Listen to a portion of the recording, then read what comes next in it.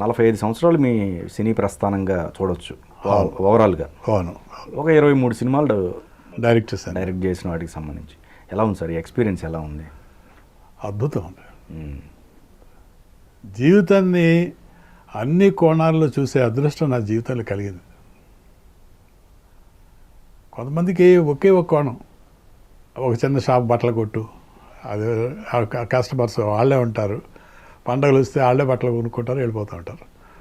But అదృష్టం ఏంటంటే మాకు number of characters, number of producers, number of distributors, number of film working people, fraternity ఎంత గొప్పగా ఉండేది అంత. అందరూ ఇంత అదృష్టం జీవితంలో దొరకడం కష్టమే. బట్ నాకు అదృష్టం కలిగింది. అందరూ ముఖ్యంగా సినిమాల్లో ఏంటంటే మా గురుగారి రైటరు డైరెక్టరు ఇవన్నీ అలాగే నేను కూడా రైటరు డైరెక్టరు యాక్టింగ్ చేశాను. కానీ బట్ దాన్ని నేను కంటిన్యూ చేయలేదు. ఓకే ఓకే, దాన్ని కంటిన్యూ చేయకుండా అది అక్కడితో అక్కడ ఆపాను. ఎందుకంటే నేను డీవియేట్ అయిపోతాను, అవ్వకూడదు అనుకుని నేను ఆ సినిమాలు కంటిన్యూ చేశాను, డైరెక్షన్ కంటిన్యూ చేశాను. ఇక్కడ ఒక చిన్న విషయం చెప్పాలి. 1970s నేను మెడ్రాస్ వచ్చాను. అప్పటికి ఆల్రెడీ దాసనారాయణరావు గారు మెడ్రాస్ వెళ్ళి ఉన్నారు, అక్కడ పనిచేస్తామన్నారు. ఇప్పుడు ఆయన పనిచేస్తూ సడన్గా ఒక రోజున ఉత్తరం వచ్చింది ఆయనకి, నాకు, ఎందుకు నువ్వు అని పూనా ఫిల్మ్ ఇన్స్టిట్యూట్ ఇక్కడికి నేను వెళ్తాను, నువ్వు వచ్చేసే ఇక్కడ మెడ్రాస్ వచ్చాయి, మనందరూ కలిసి పనిచేద్దాం అని చెప్పేసారు. అన్నాడు. ఇమ్మీడియట్గా నాకు అదృష్టంగా భావించి నేను వచ్చాను ఆయనకి. కానీ అక్కడ 3 సంవత్సరాలు మించి ఉండలేకపోయాను. ఎందుకంటే ఎవరిని గౌరవించాలో తెలియదు, ఎవరిని గౌరవించకూడదో తెలియదు, సిగరెట్ కాల్చాలో తెలియదు, సిగరెట్ కాల్చకూడదో తెలియదు. ఆ రోజులు బాగా విపరీతమైన హ్యాబిట్ నాకు అది. అని ఎవరైనా మాట్లాడితే నేను దాసనారాయణరావుకి శిష్యుడిని, ఆయన అసిస్టెంట్ని, మీ అసిస్టెంట్ని కాదు, నేనెందుకు మానాలి సిగరెట్, నేను మాను. అదే నన్ను తీసేయమంటే తీసేయటం, ఉద్యోగం తీసేయటం, వెళ్ళిపోవడం, మళ్ళీ ఇంకో సినిమాకి. ఇది అడ్జస్ట్ కాలేకపోయాను. అంటే ఈ బిహేవియర్, లౌక్యం, అబద్ధాలు అన్నీ ఇది నాకు కుదరలేదు. ఇవ్వలేకపోయాను, లోపల ఇవ్వలేకపోయాను. దాంతో వెళ్ళిపోయాను. అప్పటికే నేను ప్రజానాట్య మండలిలో కమ్యూనిస్ట్ పార్టీతోటి, యువజన సమాఖ్యతోటి పనిచేసిన వాడిని. మళ్ళీ వెళ్ళిపోయి ప్రజానాట్య మండలిలో జాయిన్ అయ్యాను. అదేం చేసిందంటే నన్ను సినిమా నుంచి డీవియేట్ చేసేసింది. విపరీతంగా నాటకాలు తయారు చేయటం, నాటకాలు వేయటం, నాటకానికి ఒక కొత్త అర్థం చెబుదామని చెప్పేసి ప్రయత్నం చేయటం, రకరకాల ప్రయోగాలు స్టేజ్ మీద చేయటం, ఏవేవో బహుమతులు అవి ఇవి అన్నీ బాగానే ఉంది. నేను బాగా ఎంజాయ్ చేశాను. కానీ ఎక్కడో వెళితే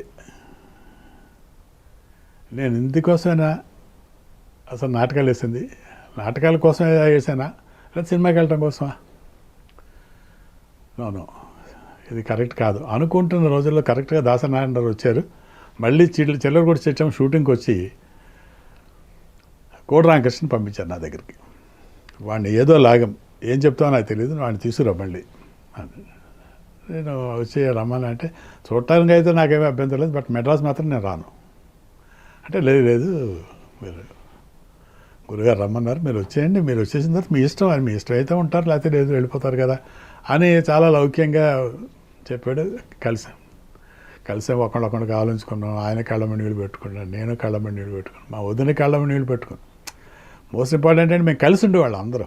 ఓకే, ఒక్కసారి ఆ సెంటిమెంటు అప్పుడు గురుగారు, ఎందుకురా, ఎందుకు ఇక్కడ నువ్వు ఏం పెడతాయి, కూడు పెడతాయా, పడ్డాం కదా, నాటకాలు వేసాం కదా, వేసాం కష్టాలు పడ్డాం కదా, సైకిళ్ళు తొక్కాం, ఎన్ని కిలోమీటర్లు తొక్కామో నీకు తెలియదు, నాకు తెలియదు, వద్దురా పద, ఇప్పుడు మనం మంచి పొజిషన్లో ఉన్నా, కమ్బ్యాక్ అన్నాడు. నేను ఇష్టపడలేదు.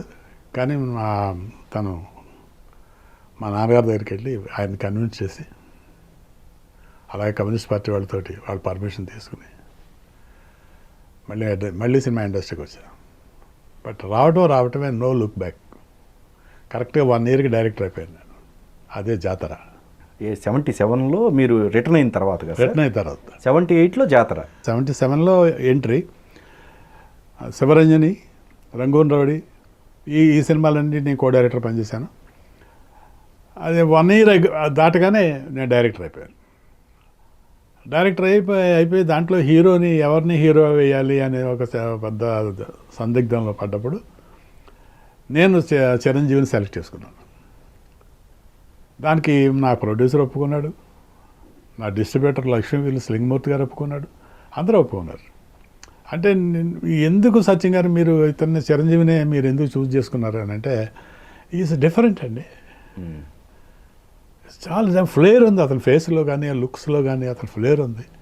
కానీ ఇక్కడ నాదొక ప్రశ్న సార్, ఆ టైంలో దాసరి గారికి అంటే ఫస్ట్ సినిమా కదా ఇతన్ని ఎందుకు తీసుకున్నావు అనేది ఏదో డిస్కషన్ వచ్చిందంట. కరెక్ట్, అది రైట్, 100% కరెక్ట్. అదేంటంటే నేను కొత్త డైరెక్టర్ని, కొత్త ఆర్ట్ డైరెక్టర్ శ్రీనివాసరాజు, కొత్త కెమెరామెన్ ఉదయరాజు, శ్రీరామ్ కథ, లక్ష్మీపతిరాజు ఫస్ట్ టైం ప్రొడక్షన్, ఇవన్నీ చాలా జనార్దన్ రావు మొట్టమొదటిసారి ప్రొడ్యూసర్. అందరూ నెంబర్ వన్ కాదు, ఇది స్టార్టింగ్ పాయింట్. ఇది ఇప్పుడు ఇందులో కనీసం దీంట్లో హీరో అయినా మంచి హీరో ఉంటే బెటర్ కదా అని చెప్పేసి గురుగారు సలహా చెప్పారు. అంటే లేదండి, క్యారెక్టర్కి ఈ అబ్బాయి 100% ఫిట్ అవుతాడండి. తను అదొకటే కాదు, ఇతనిలో ఏదో ఫ్లేర్ ఉందండి, ఆ ఫ్లేరు ఇతను చాలా గొప్ప ఆర్టిస్ట్ అయిపోతాడని నాకు నమ్మకం ఉందండి. ఏంట్రా నమ్మకం, కొత్త ఆర్టిస్ట్ అయిపోతా అంటే చెప్పి గురుగారు తీ కొత్త ఆర్టిస్ట్ ఎవరెవరిని చూద్దాం, మనం ఎవరిని చూద్దాం చూడండి, ఎవరైనా ఎవరి డేట్లు ఉన్నాయి మన దగ్గర చూడు అని చెప్పేసి తీసేసి మొత్తం వేరే ఆర్టిస్ట్ చంద్రమోహన్ పెట్టేద్దాం అంటాడు.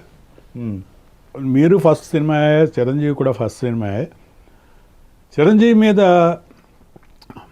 అంత మమకారం మీకు కలగటానికి, అంత కమిట్మెంట్ మీరు చిరంజీవి మీద కమిట్ అవ్వటానికి కారణం ఏంటి అని మీరు అడగవచ్చు. దాంట్లోకి ఒక కారణం ఏంటంటే, అతను శివరంజన్ నాటికే అసలు హీరో అవ్వాలి, కానీ అతను శివరంజన్లో గురుగారు సెలెక్ట్ చేయలేదు. చాలా విపరీతంగా బాధపడుతున్నాడు తను. నేను అయిపోతాడు అనుకున్నాను, అతను గ్యారంటీ సెలెక్ట్ అవుతాడు అనుకున్నా, ఎందుకంటే చాలా బాగా యాక్ట్ చేశాడు అతను టెస్ట్లో. ఓకే, కానీ గురుగారు హరిప్రసాద్ని సెలెక్ట్ చేసుకున్నారు. అప్పుడు నేను చెప్పాను చిరంజీవితో, నేను డైరెక్టర్ అవడం ఖాయం, నిన్ను హీరోగా పెట్టడం, నా ఫస్ట్ సినిమాలో నిన్ను హీరోగా పెట్టుకుని నువ్వేం భయపడకాచారు అని చెప్పేసాను. నాకు పెద్ద హీరో వద్దు, కానీ కనీసం పెర్ఫార్మ్ చేసుకునే క్యారెక్టర్ ఒక 5 సీన్లు క్యారెక్టర్ అన్నా సరిపోతుంది అని చెప్పేసి అన్నాడు. అంటే 5 సీన్లు కాదు, ఇస్తే నేను నీకు హీరో ఇస్తాను అన్నమాట ప్రకారం హీరో ఇచ్చా. అతను ఎవ్రీడే నా రూమ్కి వచ్చేవాడు. తను ప్రతిరోజు రాని రోజు లేదు, రావటం అంటే అక్వైంటెన్స్, డైరెక్టర్తో పాటు తనకి అక్వైంటెన్స్ కావాలని ఆ రోజుల నుంచి. ఇవాళ కూడా మీరు పెద్ద హీరోలు ఎవరైనా చూస్తే కాసేపు 2-3 డైరెక్టర్ల సంగతి పక్కన పెట్టండి, మిగతా డైరెక్టర్లతో పెద్దగా ఏం బిహేవ్ చేయరు. కానీ ఆయన అసలు చిరంజీవి గారు ఆ రోజుల్లోనే మనతో అక్వైంట్ అవ్వటం, మనం ఏం ఫీల్ అవుతున్నాం అని తెలుసుకోవటం, అవన్నీ చూసిన తర్వాత నేను అనుకున్నాను అనమాట, he's going to rule the industry. నా సౌరంగా ఎందుకో నాకు అనిపిస్తుంది అని నా అసిస్టెంట్లు అందరికీ చెప్తూ ఉండేవాడు. వాళ్ళకైతే పెద్దగా నమ్మకం లేదు, కానీ మా ప్రొడ్యూసర్కి మాత్రం నా మీద నమ్మకం ఉంది. సత్యం గారు చెప్పినట్టే జరగాలని మేము మనస్ఫూర్తిగా కోరుకుంటున్నామండి. మీతో స్టార్ట్ అయిన సినిమా ఇది, మీతో పాటే రిలీజ్ అవ్వాలి, అంతే మాకు కావాల్సింది. మీరు ఎవరినైనా పెట్టండి, ఏమేం చేయండి అని చెప్పేసి అన్నాడు. అది జరిగిన విషయం.